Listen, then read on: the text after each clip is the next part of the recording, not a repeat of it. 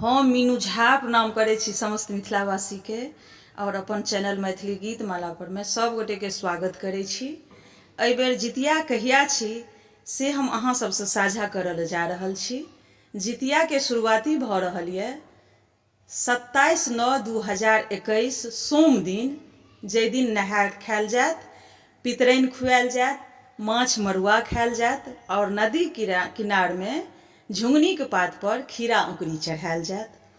तो बहुत गोटे कहे छथिन जे हम पितरैन खुआबै छी और जे तेल खैर चढ़ैया खीरा औंकरी चढ़ैया ओ सप्तमी तिथि में।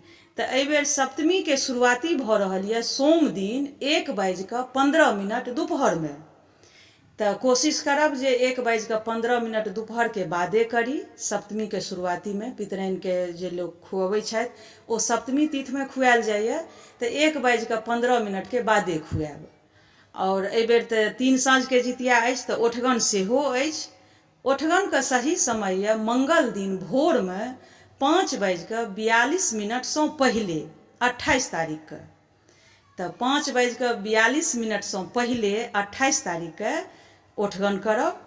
और अष्टमी के शुरुआती भ रहल ये मंगल के 28 तारीख के 28/9/2021 के 3:15 दोपहर में।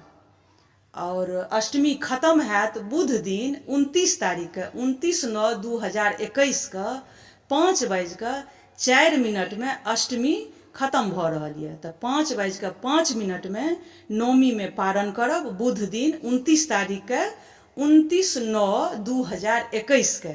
समस्त मिथिलावासी के और मैथिलानी के जितिया पाबनि के बहुत बहुत शुभकामना। जय बाबा जितवाहन।